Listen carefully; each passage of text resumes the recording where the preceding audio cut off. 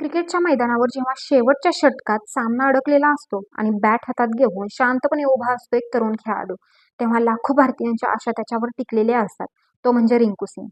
पण आज ही गोष्ट त्याच्या धडाकेबाज खेळीची नाही, तर ही गोष्ट आहे त्याच्या आयुष्यातील सर्वात मोठ्या आधारस्तंभाची, त्याच्या वडिलांची. नमस्कार, मी आरती. आपण पाहत आहात आझाद मराठी. तर मंडळी, रिंकू सिंगचे वडील खानचंद्र सिंग यांचे नुकतेच निधन झाले. ते स्टेज 4 यकृताच्या कॅन्सरशी झुंज देत होते. ग्रेटर नोएडा येथील रुग्णालयात त्यांच्यावर उपचार सुरू होते. प्रकृती अत्यंत गंभीर होती आणि त्यांना कृत्रिम श्वसन प्रणालीवर ठेवण्यात आले होते.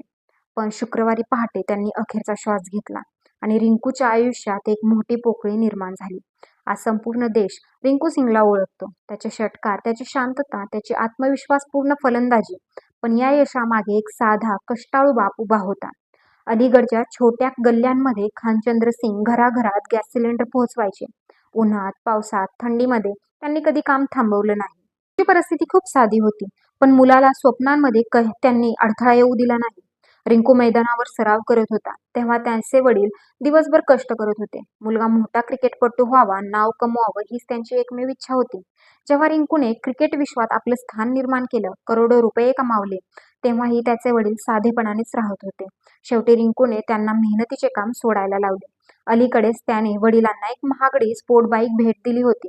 त्या क्षणी त्यांच्या डोळ्यात दिसणारा अभिमान आणि आनंद तो शब्दात मांडणं कठीण आहे.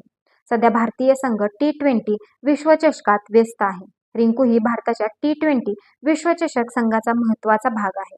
पण हा विश्वचषक सुरू असतानाच त्याच्या वडिलांची प्रकृती गंभीर असल्याचं कळालं आणि त्याने तातडीने संघ सोडून घरी जाण्याचा निर्णय घेतला.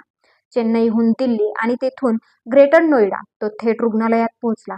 विश्वचषकात त्याला फार मोठी खेळी करण्याची संधी मिळाली नाही, पण खालच्या क्रमांकावर फलंदाजी करत असल्याने त्याची भूमिका मर्यादित होती. तरीही पाकिस्तान विरुद्ध 4 चेंडूत 11 धावा करत त्याने आपली छाप सोडली.